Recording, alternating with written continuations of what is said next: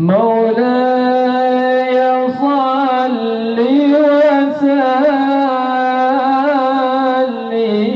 دائما أبدا الله الله على حبيبك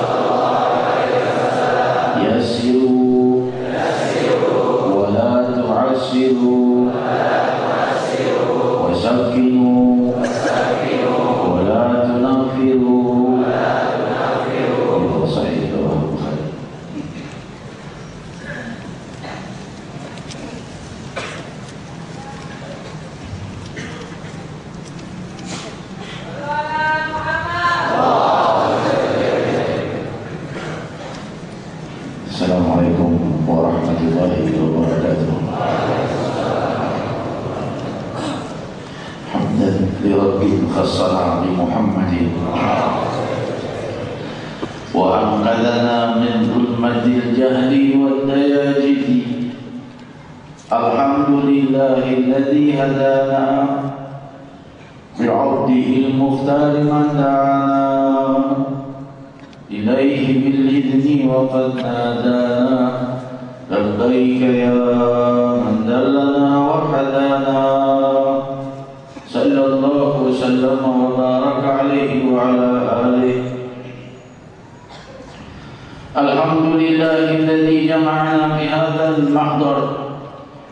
Limpahan puji kehadirat Allah Subhanahu wa Ta'ala yang Maha Luhur, Maha mengasuh alam semesta dari sejak pencipta hingga alam ini berakhir, hingga tiadalah setiap makhluk di alam terkecuali di dalam pengasuhan kelembutan ilahi.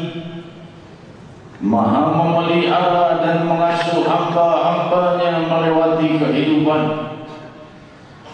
Dengan ciptaan alam di permukaan bumi berupa matahari dan bulan, bintang-bintang, awan, air dan lautan dan daratan dan tumbuhan dan hewan, yang kesemuanya adalah bentuk kelembutan Allah pada keturunan Adam, yang kesemuanya merupakan seruan Allah mengundang keturunan Adam untuk mendekat Sang Maha Pengasuh.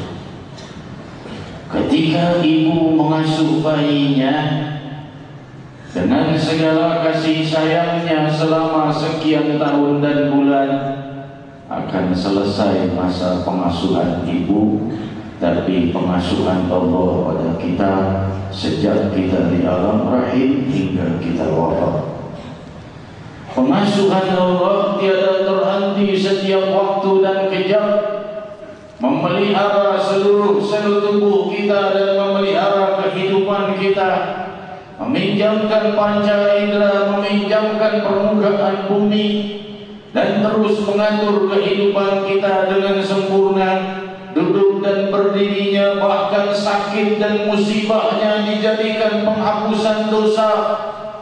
Demikian indahnya perbuatan Sang Maha Pengasuh kita Allah, yang tiada membedakan pengasuhannya kepada hambanya yang mukmin atau yang zalim, yang muslim atau yang di luar Islam, yang menyembah Allah atau yang menyekutukan Allah, atau yang menantang kemurkaan Allah. Demikian kasih sayang Allah mengalir bagaikan air yang tiada pernah terhenti setiap kejap dalam kehidupan kita. Dan Allah menawarkan kasih sayangnya yang abadi bagi mereka yang beriman, yang mengikuti Sayyidina Muhammad sallallahu alaihi wasallam.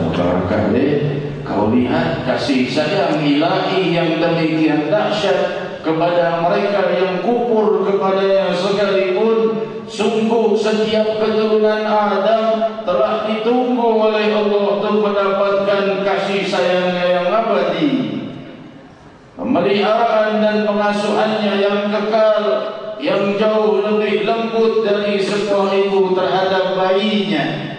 Jalla wa'ala subhanahu wa ta'ala, nama yang paling berhak diagungkan di alam, nama yang paling berkuasa dan merajai langit dan bumi, yang keputusan dan kehendaknya tidak bisa ditentang oleh seluruh alam semesta beserta isinya. Maharaja Tunggal yang sedemikian indah dan dermawannya menawarkan pengampunannya pada yang berbuat kesalahan padanya. Demikian indahnya Allah Jalla wa'ala, Tuhanku dan Tuhan kalian, yang mengenalkan kelembutannya kepadaku dan kalian dengan kehidupan kita, dengan apa-apa yang kita lewati. Wal 'asri innal insana lafi khusr illa alladhina amanu wa 'amilus solihati wa tawassaw bil haqqi wa tawassaw bis sabr. Teguran dari yang maha lembut, seruan dari Allah yang maha berkasih sayang. Allah subhanahu wa ta'ala melihat keadaan manusia dalam luasnya kekayaan atau dalam sempitnya kemiskinan, besarnya kegembiraan atau dahsyatnya kesedihan. Allah tidak membedakan itu. Innal insana lafi khusr. Manusia itu merugi. Semua kelompok itu ya Rabb, semua kelompok itu merugi.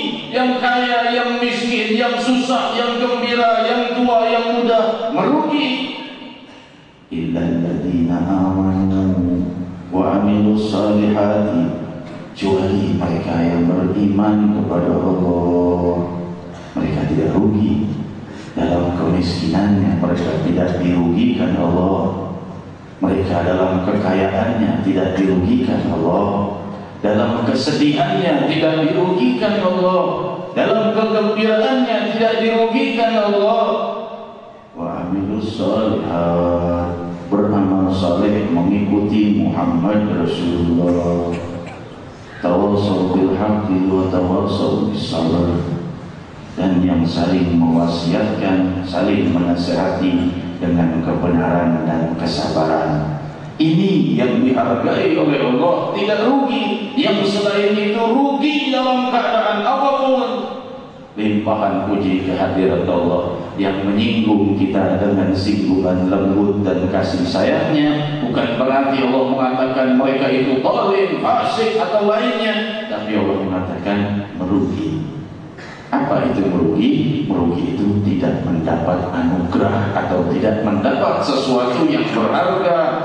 Karena setiap nafasnya berharga, karena setiap kesedihan bisa jadi berharga, karena setiap kegembiraan bisa jadi berharga, setiap kesulitan dan kemudahan bisa berharga jika diikuti dengan iman, diikuti dengan amal saleh, diikuti dengan saling menasihati dalam kebaikan, kebenaran dan kesabaran.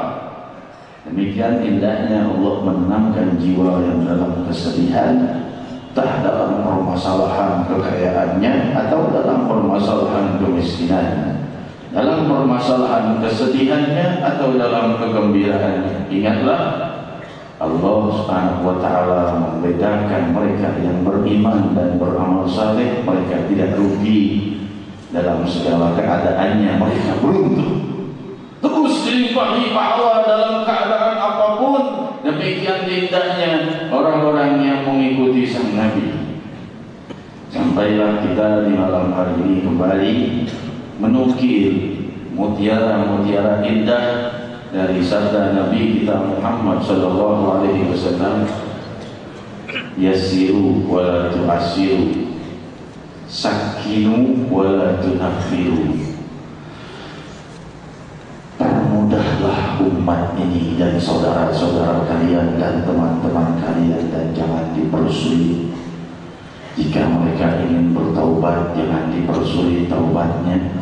Jika mereka ingin dekat kepada Allah Subhanahu wa taala, permudahlah agar mereka lebih ingin dekat kepada Allah. Wasakinu, tenangkan temanmu, masyarakatmu, keluargamu, kerabatmu, tenangkanlah. Bukan diajak untuk emosi dan marah. Wasakinu, tenangkanlah, wala tunafiru. Jangan kau sampaikan satu ucapan yang membuat mereka menghindar daripada tuntunan ilahi. Kekerasan di dalam tuntunan, di dalam ucapan atau dalam pengajaran bisa membuat orang menghindar dan menjauh.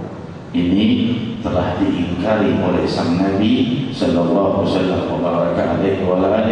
Beliau sallallahu alaihi wasallam menuntut kita kepada kelembutan di dalam gerak-gerik dan pribadi dan di dalam dakwah kita. Dakwah bukan hanya harus di atas mimbar, tapi kau dengan temanmu mengajaknya berbuat baik, itu adalah dakwah. Demikian hadirin hadirat, berlemah lembutlah, warisilah kemuliaan sifat Muhammad Rasulullah sallallahu alaihi wasallam wa baraka alaihi. Hidupkan jiwa-jiwa yang mengikuti sifat-sifat sang Nabi. Munculkan kekuatan mukjizat dalam budi pekerti dan hari-hari kita. Bagaimana memunculkan kekuatan mukjizat? Bukankah kita ini bukan Nabi dan bukan Rasul? Betul, kita bukan Nabi dan bukan Rasul, tapi mukjizat adalah milik Nabi kita Muhammad sallallahu alaihi wasallam. Namun rahasia kemuliaannya tersimpan pada sunnah beliau.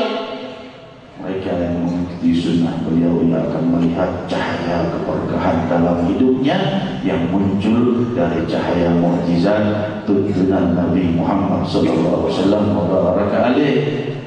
Hadirin hadirat yang dimuliakan Allah, Allah Subhanahu wa taala menuntun nabinya kepada kasih sayang dan kelembutan. Maka jadilah sang nabi ini digandrungi dan dijadikan idola, dicintai dan dijadikan pintu pengaduan, hingga mereka melihat wajah sang nabi, tenang jiwa mereka.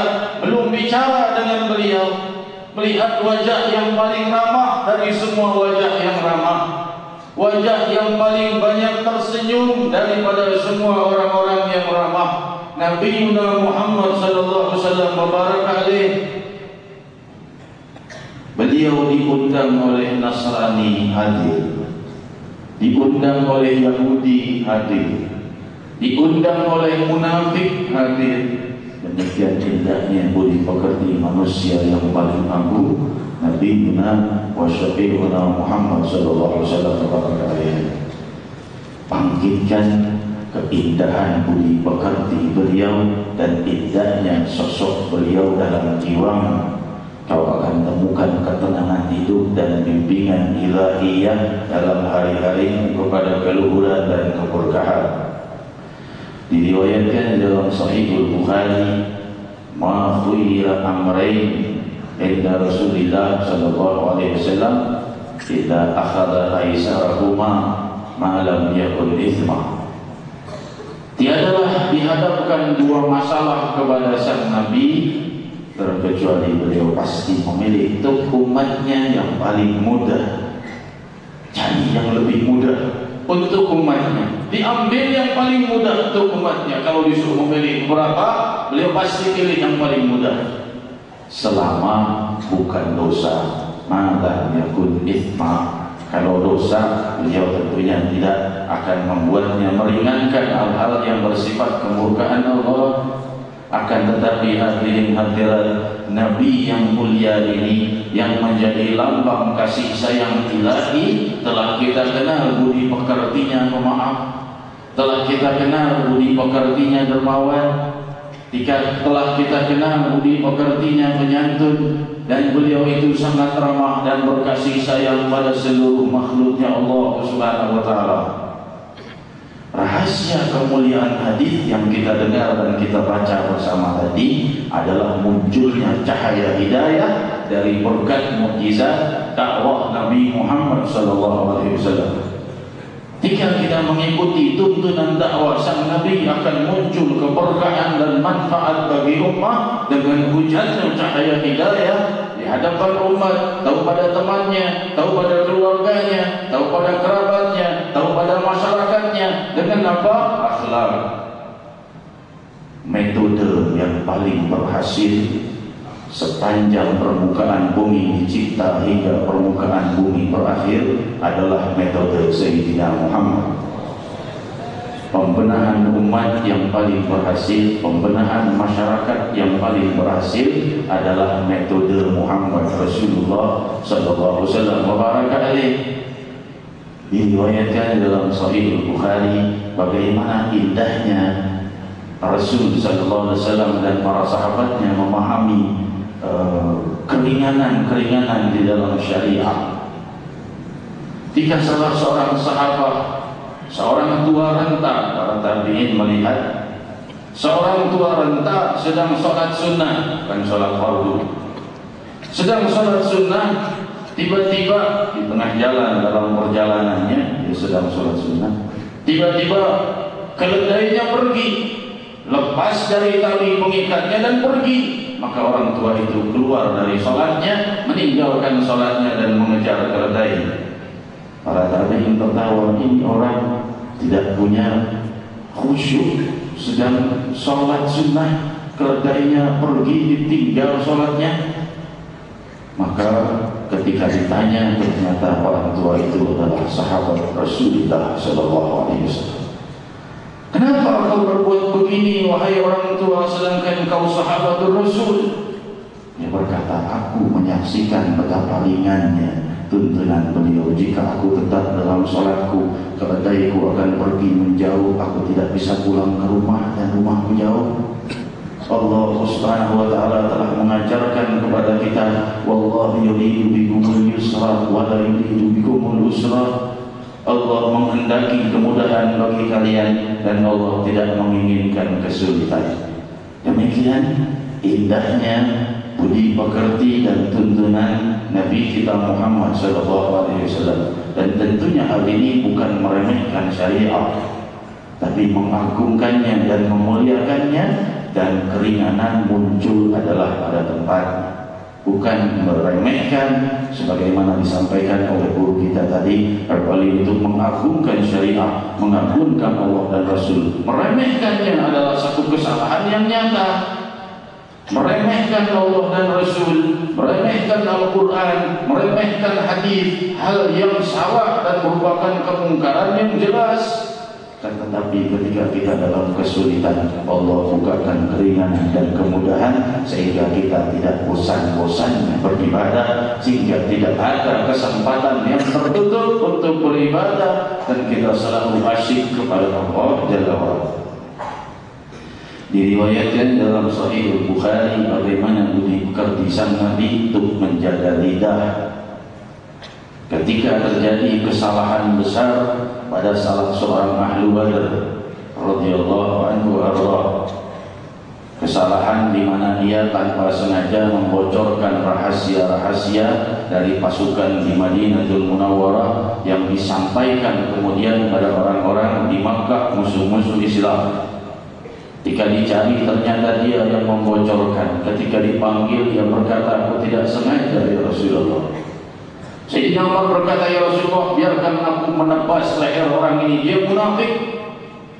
karena dia telah membocorkan rahasia padahal tanpa sengaja. Maka Rasul sallallahu alaihi wasallam berkata, "Ya Umar, lupakah engkau dengan janji Allah bahwa Allah Subhanahu wa taala berkata pada ahlu Badar, "I'malu ma syi'tum qad ghafara Allah ma taqaddama min dhunubikum wa ma ta'akhkhar."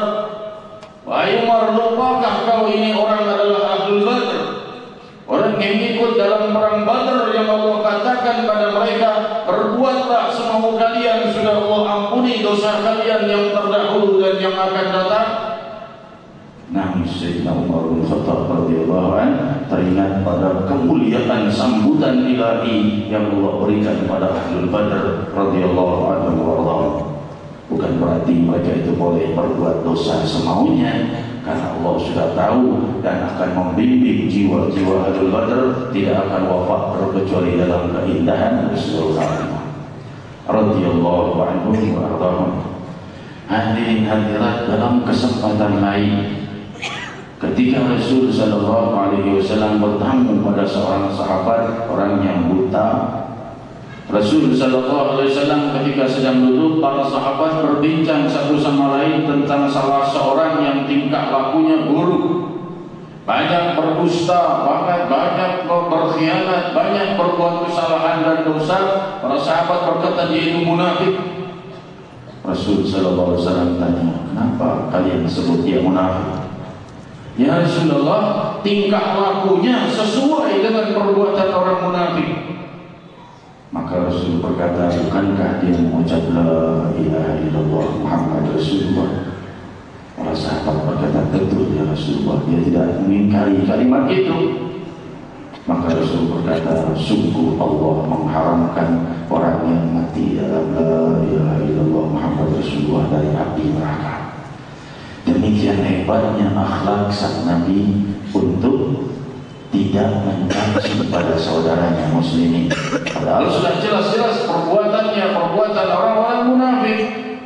Akan tetapi ketika ucapan itu disampaikan kepada orang itu, engkau lagi dicaci maki oleh para sahabat karena kejahatanmu, sering menipu, sering berkhianat. Rasulullah melarang engkau dicaci, katanya, "Bukankah kau mengucap la ilaha illallah Muhammad Rasulullah?" Nangis orang tersebut dan dia bertaubat kepada Allah. Inilah rahasia keagungan akhlak. Inilah rahasia mukjizat dari budi pekerti Sayyidina Muhammad sallallahu alaihi wasallam wa baraka alaih. Mengenai hadis riwayat Imam Bukhari dalam sahihnya bahwa Rasul sallallahu alaihi wasallam bersabda, "Alamatul munafiq thalatha." Tanda orang-orang munafik tiga.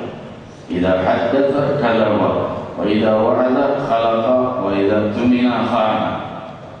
Tanda orang munafik tiga.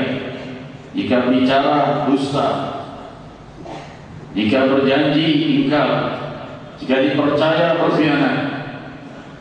Tiga sifat ini adalah tanda orang munafik. Al-Imam Ibn Hajar Al-Asqalani dalam kitabnya Fathul Bari di Syarah Sahih Al-Bukhari menukil makna dari hadis ini. Bukan berarti orang yang punya tiga sifat ini pasti munafik, tapi makna dari hadis ini adalah sifat-sifat itu umumnya ada pada orang-orang munafik. Kalau orang munafik punya sifat-sifat seperti itu, tapi orang yang bersifat tiga ini belum tentu munafik. Demikian Al-Imam Ibn Hajar Al-Asqalani di dalam Fathul Bari mensyarahkan makna hadis ini. Demikian indahnya budi pekerti Nabi kita Muhammad sallallahu alaihi wasallam baraka alaih. Diriwayatkan dalam Sahih Al-Bukhari, manusia yang paling indah dicipta Allah ini jika tidak suka pada sesuatu berubah wajahnya. Jika beliau tidak suka pada satu hal, berubah wajahnya. Para sahabat bisa mengambil fatwa Rasulullah suka atau tidak suka, belum beliau menjawab sudah terlihat dari wajahnya. Kalau wajah beliau tiba-tiba cerah dan gembira, berarti beliau senang walau belum berucap. Kalau beliau berubah wajahnya, maka di saat itu pahamlah sahabat bahwa Rasul tidak senang, karena Rasul ini sangat pemalu, sangat tidak mau menyakiti perasaan orang lain. Hingga dalam beberapa hal yang bukan bersifat hak-haknya Allah, Rasul tidak mau bicara, padahal hal itu menyusahkan beliau sallallahu alaihi wasallam baraka alaihi wa alihi. Hadirin hadirat yang dimuliakan Allah, Rasul sallallahu alaihi wasallam diriwayatkan dalam Sahihul Bukhari menyukai syair-syair yang mendorong kepada kebaikan dan kemuliaan. Rasul sallallahu alaihi wasallam bersabda, "Inna fis-syairi hikmatan." Sungguh di dalam syair-syair itu terdapat hikmah. Demikian riwayat Sahihul Bukhari. Syair-syair yang merujuk kepada Allah dan Rasul tentunya. Diriwayatkan dalam Sahih Bukhari, salah seorang sahabat bernama Amir bin Uku radhiyallahu anhu, jika memimpin perjalanan, maka Amir bin Uku ini membaca syair-syair menyemangati hadirin yang ikut di dalam shaf sang Nabi. Ketika selesai membaca syair-syairnya, Rasul bertanya, "Man qa'id hada?" Siapa itu yang membaca syair paling depan? Maka orang berkata, "Amir bin Uqub ya Rasulullah." Rasul menjawab, "Rahimahullah, yarhamullah." Allah Subhanahu wa taala melimpahkan rahmat kepadanya. Sahabat lain menjawab, "Wajabat ya Rasulullah." Memang pantas dia itu dipuji dan didoakan untuk mendapat rahmat, karena kalau dia sudah mengucapkan syair-syairnya, kita tambah khusyuk lagi kepada Allah.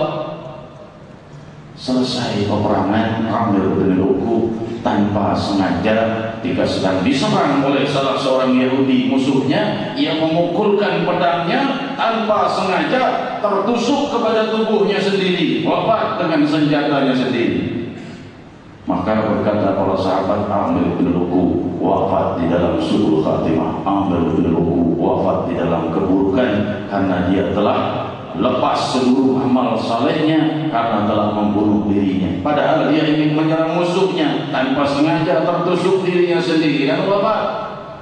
Rasul sallallahu alaihi wasallam berkata, "La wallah, la wallah." Tidak demi Allah, tidak demi Allah. Sulit orang-orang dari bangsa Arab yang mempunyai kemuliaan seperti Amir bin Uqub radhiyallahu anhu.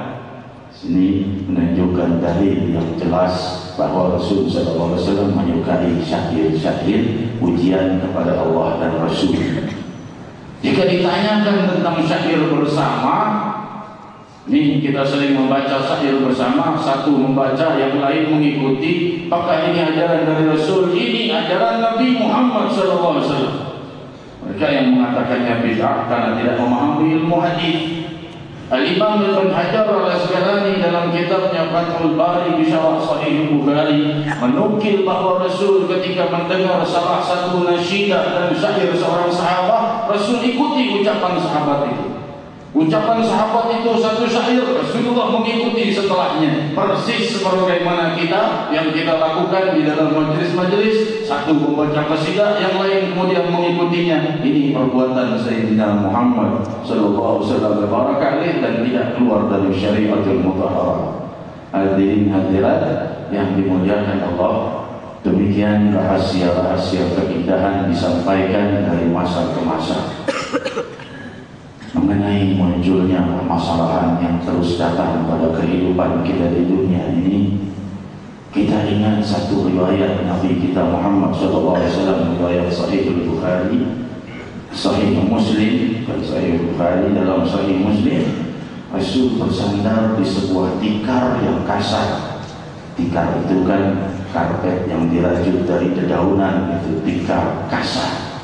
Sahabat melihat sampai kulit beliau yang demikian halusnya kemerah-merahan karena tertekan kasarnya tikar tersebut. Ketika beliau bersandar, maka menangis salah seorang sahabat, "Ya Rasulullah, bi abi ummi, demi ayah dan ibu ya Rasulullah, jika kau mau kubentangkan karpet untukmu ya Rasul. Jangan rebahan di tikar dan bersandar di tikar sampai terlihat bekasnya di kulitmu." Demikian cinta para sahabat radhiyallahu anhum kepada Rasul sallallahu alaihi wasallam. Lihat kulitnya sang Nabi kemerah-merahan karena bersandar di tikar, mereka tidak ridho. Sahabat radhiyallahu anhum, mereka ingin Rasul berada di atas karpet permadani. Maka Rasul sallallahu alaihi wasallam menjawab, "Aku dengan dunia ini hanya bagaikan orang yang lewat dan numpang berteduh di bawah sebuah pohon.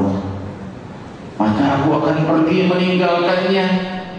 Maka apa yang perlu kubawa dan kusiapkan kalau hanya untuk bersandar di batang pohon sementara dan kemudian meneruskan perjalanan? Pohon akan kutinggalkan.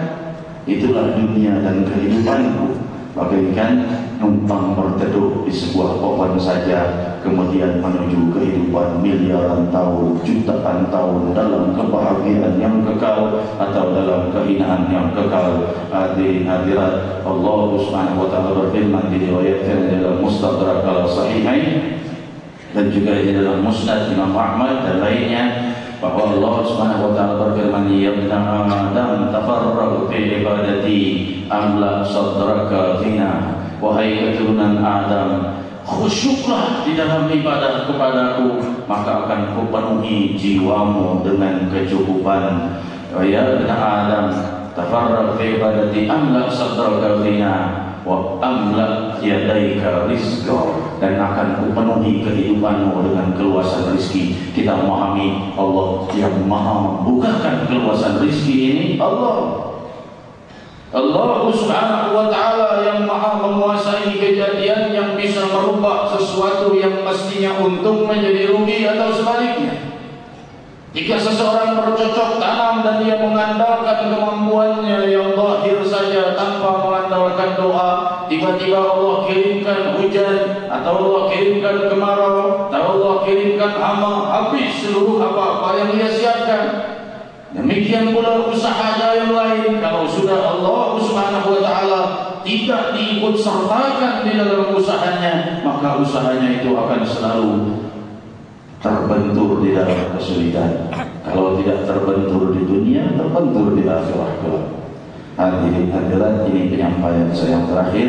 Maka menghadapi kesulitan dan permasalahan-permasalahan yang terus timbul dalam kehidupan kita, telah diwasiatkan oleh Rasul dengan firman Allah dalam hadits qudsi, tafarraq bi ibadati, kosongkan jiwamu dalam ibadah kepadaku, kata Allah Subhanahu wa taala. Saat kita beribadah, lupakan seluruh nama dari selain Allah. Kita bermunajat kepada Allah Subhanahu wa taala, dan Allah Subhanahu wa taala mengosongkan jiwa kita dari selainnya saat kita beribadah. Ya Rahman ya Rahim, dan penuhilah kehidupan kami dengan keluasan rezeki, dan penuhi jiwa kami dengan kecukupan. Ya Allah ya Rahman, wahai yang maha mengasuh kami, wahai yang maha memelihara kehidupan kami dari sejak kami di alam rahim hingga kami terkubur di dalam kubur kami. Kaulah yang maha mengasuh kami melebihi semua teman dan kekasih. Rabbi, yang mengenalkan namamu maha dekat, yang mengenalkan zatmu maha maaf, yang mengenalkan zatmu selalu menanti munajat dan taubat para pendosa.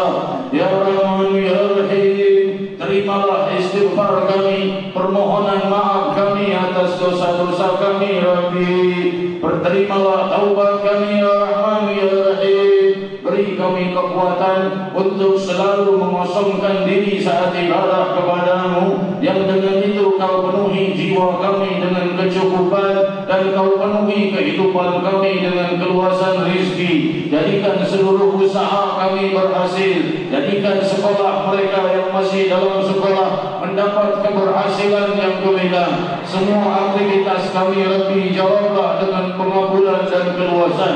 Faqul ya Allah ya Allah.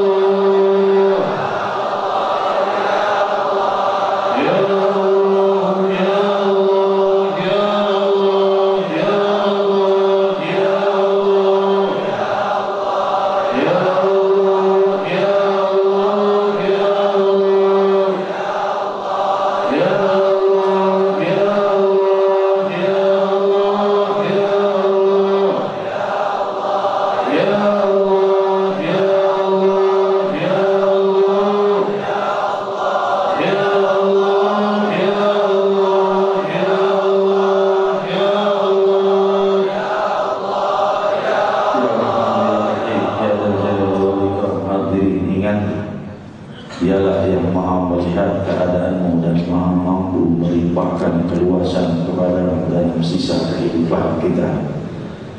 Dia yang maha melihat saat tubuh kita digelimpangkan di dalam kubur dan ditinggal oleh semua kerabat dan kekasih kita.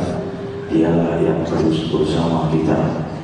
Maka serulah namanya yang maha luhur, serulah cahaya kedermawanan Allah, serulah cahaya keberkahannya agar berlimpah kepadamu dan panggillah nama sebagaimana firman-Nya qulillah Allahur Rahman ayyama tad'u.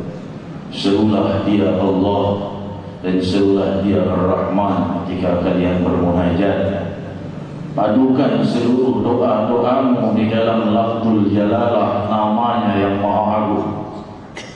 Padukan seluruh kesulitan dan permohonan kita pada luasnya samudera namanya yang maha melimpahkan kebahagiaan dari zaman ke zaman.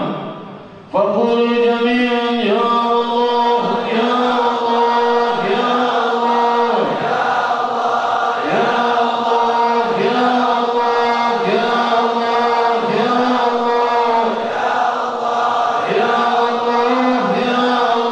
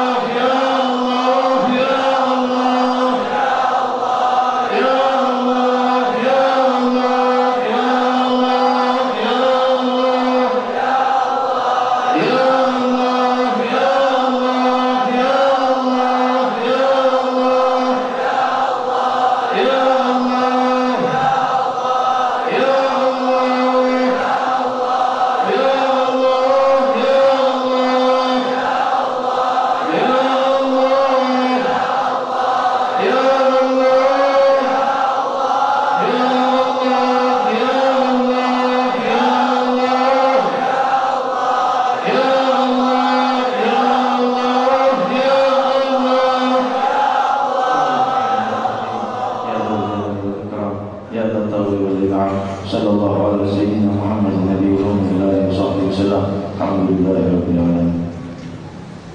Pengumuman akan saya sampaikan setelah kunjungan kepada guru mulia Al-Hafidh Al-Musnid Al-Habib Umar bin Habib, dan beliau menyampaikan beberapa wasiatnya. Setelah diajukan, kebetulan saat itu kumpul ada 60 kiai dan ulama dari Indonesia yang sedang bersilaturahmi kepada beliau, dan beliau menyampaikan bahwa bentuk-bentuk dari munculnya fitnah berupa Ahmadiyah ataupun fitnah-fitnah lainnya dari kerusakan umat yang memunculkan fitnah-fitnah buruk daripada ajaran-ajaran yang sesat.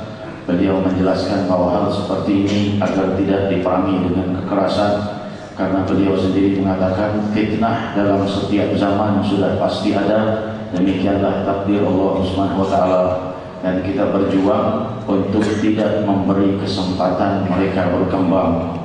Kita menyempitkan ruang gerak mereka dengan budi pekerti dan akhlak. Dan ketika ditanyakan kepada beliau cara yang bagaimana untuk mempersempit gerak-gerik mereka, dan beliau menjelaskan dua hal permasalahan besar di Indonesia: munculnya ajaran-ajaran baru yang sesat dan munculnya beberapa cobaan dan musibah. Dan kedua hal itu untuk dikikis dengan memperbanyak majelis-majelis taklim dan majelis-majelis zikir, mengumpulkan umat sebanyak-banyaknya untuk berdoa kepada Allah.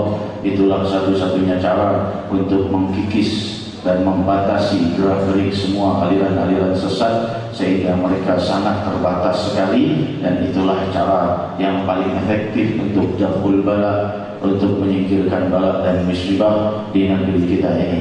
Oleh sebab itu, wasiat daripada beliau untuk memperbanyak majlis-majlis besar, majlis-majlis zikir, majlis-majlis salawat. Alhamdulillah pula beliau menyampaikan untuk meneruskan kunjungan-kunjungan berkala ke wilayah Singapura, Kuala Lumpur, Brunei, Filipina dan Thailand, untuk dibuka pula cabang-cabang daripada kunjungan berkala Majelis Rasulullah SAW untuk meneruskan kunjungan pada seluruh negara ASEAN. Dan juga beliau memberikan wasiat untuk menyatukan umat di dalam satu saf tanpa kekerasan dan permusuhan. Hadirin hadirat, ucapan beliau ini baru saja tadi terjawab. Ustaz Arifin Ilham menghubungi lewat telepon untuk mengajak gabung mengadakan acara tabligh akbar besar-besaran pada 22 Juni sewaktu dengan hari ulang tahun DKI Jakarta. Tentunya saya sangat gembira dan setuju. Karena apa? Karena telah diwasiati oleh guru mulia kita untuk memperbanyak majelis-majelis zikir dan majelis-majelis salawat. Kita akan guncang ulang tahun DKI Jakarta dengan lafzul jalalah dan dengan salawat kepada Nabi Muhammad SAW.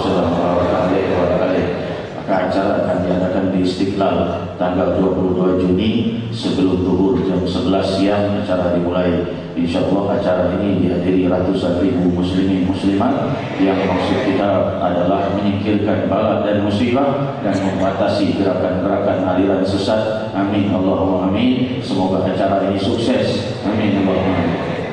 Hadirin hadirat, ikut sertalah untuk turut mendukung kesuksesan acara ini, karena ini demi kemaslahatan ibu kota negara muslimin terbesar di muka bumi yang sudah kita ikrarkan untuk perlahan demi perlahan kita jadikan Serambi Madinatul Munawwarah.